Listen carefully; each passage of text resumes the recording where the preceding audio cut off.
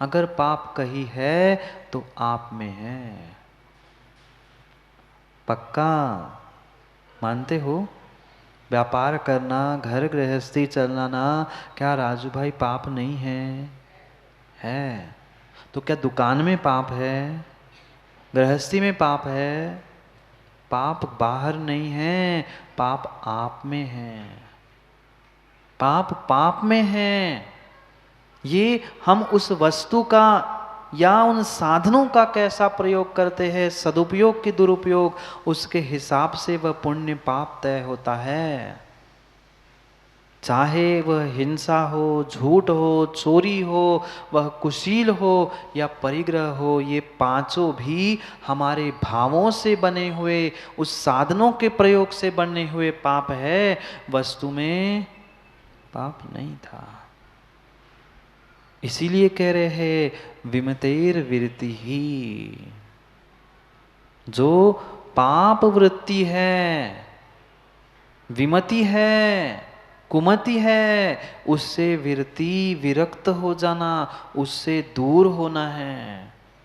मात्र दूरी बनाने से काम नहीं होगा, भीतर से हमें उससे विरक्ति लाने की आवश्यकता है। एक एक एक एक पापों में ऐसा ऐसा जीव उलझा है कि वो समझ ही नहीं पा रहा है कि मैं इन साधनों से पाप कमा रहा हूं। पैसा धन ये मात्र परिग्रह नहीं है। ये हमने जो परिग्रह के निमित्त रूप समझे है। आचार्य भगवान ने किसे परिग्रह कहा? तत्वाद सूत्र में मूर्छा परिग्रह। पर सुरेंद्र पंडित जी, इसका मतलब ये नहीं है कि हम धन जोड़ते जाए, धन इकट्ठा कर ले और ये कह दे हम पापी नहीं हैं, क्योंकि मूर्छा परिग्रह है। बिना मूर्छा के तुमने धन संपत्ति इकट्ठी नहीं की। इसलिए उपचार से भले ही साधनों का तुम दुरुपयोग कर रहे हो, इसलिए साधनों को कहा जा रहा है कि ये साधन परिग्रह पाप है, पर भीतर का तुम्हारा उसके प्रति ममत्व ही पाप था। पर नार्या, पर नारी पर पुरुष, पर नारी पर पुरुष पाप नहीं हो सकता। उस पे अगर दृष्टि तुम्हारी खोटी है तो वो दृष्टि के कारण तुम्हारे लिए पाप है। अगर अगर अगर अगर नारी पाप होती, बहुत अच्छे से सुनना, अगर नारी पाप होती तो कभी भी वो तीर्थंकर की मां नहीं बनती। मां भी बनती है, और वहां भी मां ही थी ना। एक तीर्थंकर की मां थी और एक रामायण की मां थी। याद आ गया? अपने में खोज लेना। मां थी ना, दोनों ही मां थी, दोनों ही मां थी। एक तीर्थंकर को जन्म देने वाली थी और एक बनने वाले भगवान को जंगल भेजने वाली थी। एक मां महाभारत में भी थी जो उस कृष्ण को मिटाने के लिए भी तैयार थी। सोचना, मां तो जन्म ही देने वाली होती है, बेटों का रक्षण करने वाली ही होती है, पर उसका अगर उपयोग नहीं सही किया या उस पे दृष्टि सही नहीं है तो वो ही पर नारी पर पुरुष बन के तुम्हारे लिए पाप का साधन है। ये पाप के साधन बता रहे हैं। इसलिए विमतेर वृत्ति, ये पाप वृत्ति है। इन पाप वृत्ति से दूर होना ही पंचाणु, 5 अणुव्रतानी, ये 5 अणुव्रत है। किसके लिए? गृहेशिणा। जो गृहस्थ है वह गृहस्थ के लिए ये 5 पाप है। इन 5 पापों से विरक्त होना ही पंचाणुव्रत कहा है। किस लिए गृहेशिणा कहा? क्योंकि अभी ये श्रावकाचार का व्याख्यान चल रहा है, महाव्रतों का व्याख्यान नहीं होगा, क्योंकि ये श्रावकों के लिए आचरण बताया जा रहा है। पिछले श्लोक में आचार्य भगवान ने बता दिया कि महाव्रतों को या अणुव्रतों को या सम्यक दर्शन को ग्रहण कर लो। अब कह रहे हैं ठीक है तुम्हारी नहीं है, उस महाव्रतों को ग्रहण करने की शक्ति, तो कम से कम ये छोटे छोटे अणुव्रत ही ग्रहण कर लो। उस अणुव्रत का स्वरूप बता रहे हैं कि अणुव्रत क्या है। ये 5 पापों की जो वृत्ति अनादि अनादि अनादि काल से चल रही है, उससे विरक्त हो जाना, उस पापों से दूर हो जाना, यही सच्चे व्रत है। चाहे छोटे हो चाहे बड़े हो, जैसे ही वह व्रत होंगे वैसा फल मिलेगा। अगर छोटा व्रत है छोटा फल मिलेगा, बड़ा है सो बड़ा मिलेगा, पर फल अवश्य मिलेगा, फल अवश्य मिलेगा। उसमें कहीं से कहीं तक दोष नहीं है। किसके लिए कहा? गृहस्थों की मुख्यता से कह रहे हैं। सदगृहस्थ बनना है तो इन 5 पापों से एक देश कथनचित थोड़ा सा तो दूर हो जाओ, थोड़ी सी तो व्यक्ति को ग्रहण कर लो। अगर थोड़ा सा भी विरक्त होने का भाव नहीं है, पापों में ही सुबह शाम अगर हम रचे पचे हैं, तो पक्का मानना कभी महाव्रत भी धारण करने वाले नहीं है। पक्का मानना कक्का वही अपने जीवन में महाव्रत अणुव्रत धारण करता है जिसने कहीं खोटी गति का बंध नहीं किया। क्यों पंकज जी? ऐसा करणानियों का सिद्धांत है ना। छोटा सा भी नियम जो नहीं धारण कर पा रहा है, मतलब पक्का निर्णय कर लेना, अपनी अपनी युवाओं परीक्षा कर लेना, अगर जीवन में हम छोटा सा नियम नहीं धारण कर पा रहे हैं तो कहीं ना कहीं हमने नरक आयु जैसे खोटे आयु का बंध करके रखा है, पक्के में करके रखा है। और वही श्रेयांश भाई विरला पुण्यात्मा जीव होता है जो जीवन भर साधना करते करते अंतिम समय में भी साधना के साथ व्यतीत करता है। हाँ, ऐसा ही है। बड़े बड़े जीवों को माँ जो सुलभ नहीं होता, वह एक छोटा सा जीव कर जाता है। पक्का है, ऐसा ही है पंडित जी। बहुत बड़ा शेर, कथा नहीं सुनी बचपन में? बचपन में कथा नहीं सुनी शेर और चूहे की? वो बहुत बड़ा शेर जो दूसरे को हाथी जैसे हाथी को बस में करने की दाऊ शक्ति रखता है, वह शेर के दांत, शेर के नाखून काम नहीं आए, वहां कौन काम आया?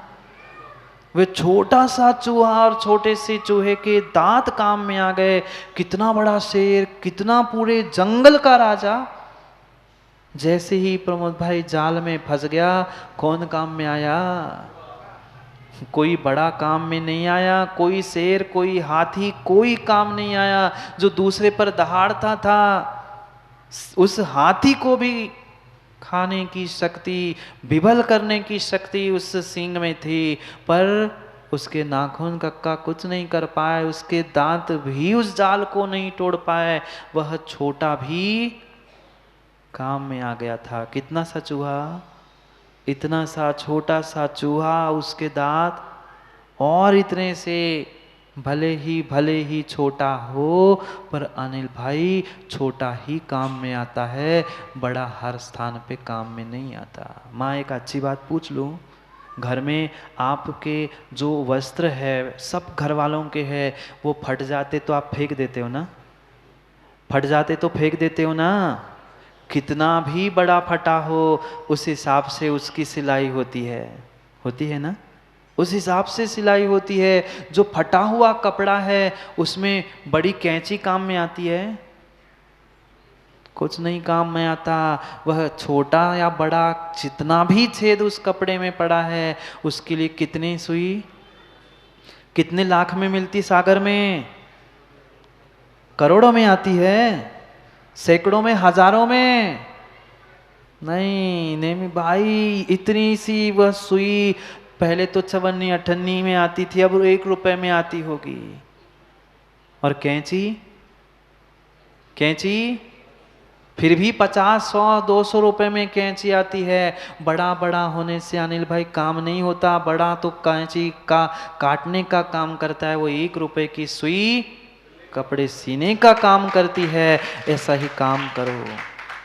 विमल सागर जी कक्का हमेशा अपने उपदेशों में कहते थे, बेटा जीवन में एक ऐसा काम कर लेना, ऐसा काम कर लेना कि तुम्हारा जीवन कैंची के समान नहीं हो, सुई के समान हो।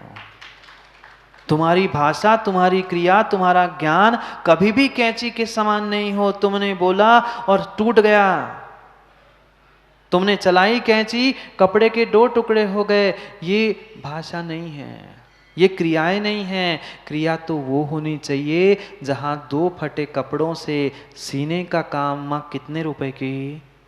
1 रुपए की सुई, वह सैकड़ों रुपए के कैंची ने किए हुए काम को जोड़ने का कर लेती है। कर सको तो सैलू भाई उस कैंची की जैसा नहीं, उस सुई के जैसा काम कर लेना। भले ही कीमत कुछ नहीं है, पर सबसे अधिक कीमत उस छोटे की ही होती है। भले ही कक्का कहना छोटा खोटा होता है, पर वह कभी कभी खोटा सिक्का भी काम में आता है। भले ही वे पैर में लगे हुए, तुम कितनी भी बड़ी कैंची लेके जाना, कौन है डॉक्टर आए के वे?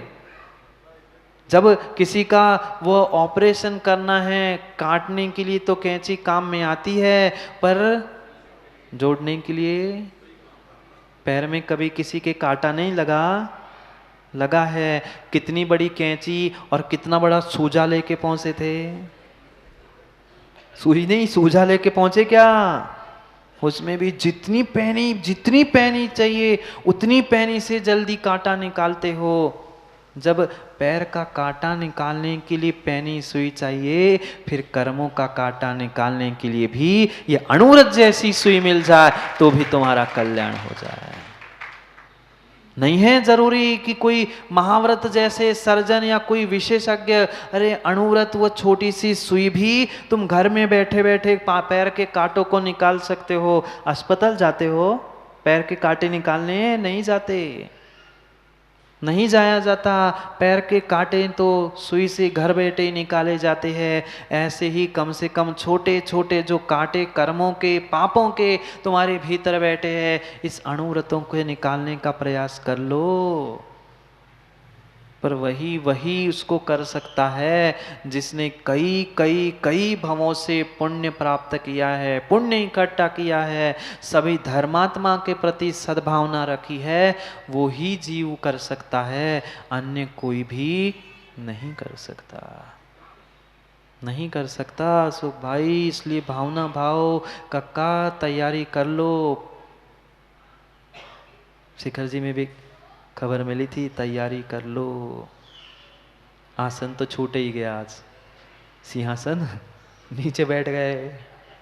हाँ ऐसा ही है। जब जब उस मार्ग की ओर बढ़ा जाता है, समाधि संलेखना की ओर जाया जाता है, धीरे धीरे सब छोड़ना ही पड़ता है। बिना विषय कषायों के भीतर के कांटे निकाले बिना कभी भी समाधि संलेखना हो नहीं सकती। जिस जीव ने माँ कई भवों से पुण्य इकट्ठा किया है, कई भवों से तपस्या की है, वो ही निर्मल समाधि धारण कर सकता है, जैसे कि आपके उस सागर के स्वर्णिम सागर जी ने प्राप्त किया। भाई इतना आसान नहीं है।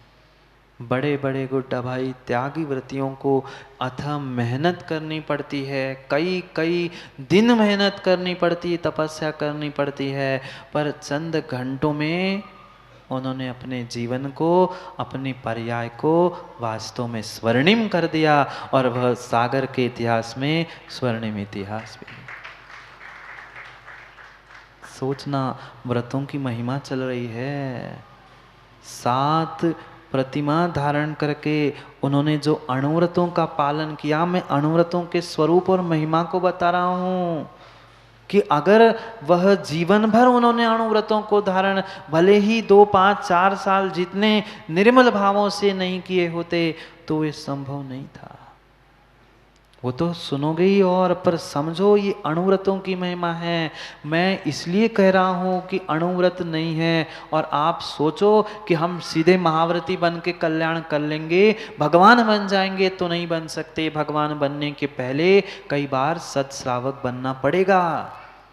कल भी तो समझ रहे थे, वे पारसनाथ भगवान तो 10वें भाव में भगवान बने। भगवान पर्याय के प्रत्येक अंत समय में उन्होंने दीक्षा धारण कर ली, पर पहले सदश्रावक बने। हाथी की पर्याय में माँ कौन सी?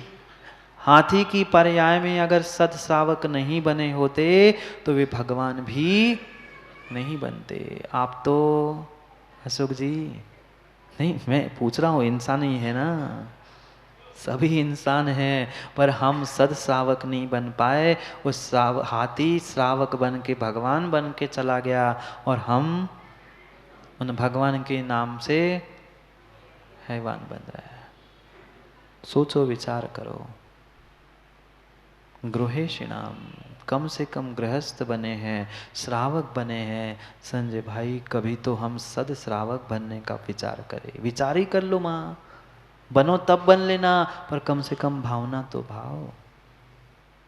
समय हो गया है, समय हो गया है।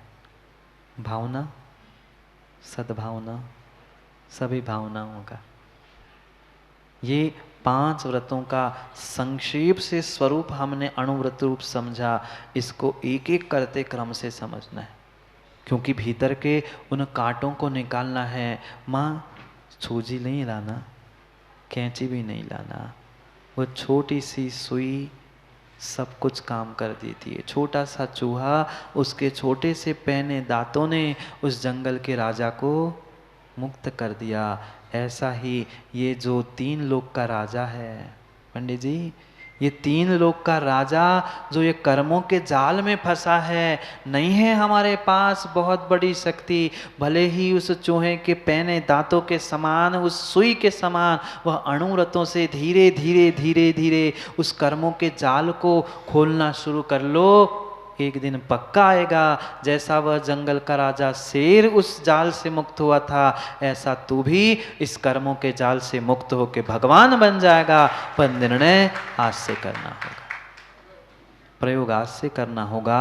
वस्तु तो वस्तु में है, मैं उसका सम्यक निर्णय करूँ तो वही सुई मैं माँ कपड़े सीने के लिए, पैर का कांटा निकालने के लिए काम में आ सकती है, और वही सुई दूसरे को। हाँ, अनिल भाई को तुरंत पता है, तुरंत मैंने अभी कहा नहीं, तुरंत। भाई ऐसा करने से तुम्हारा काम नहीं बनेगा। दूसरे के कांटे निकालने से अच्छा है अपने भीतर के कर्मों के कांटे निकाल लो, तो कुछ काम बनेगा। थोड़ा सा सुधार स्वयं में कर लो।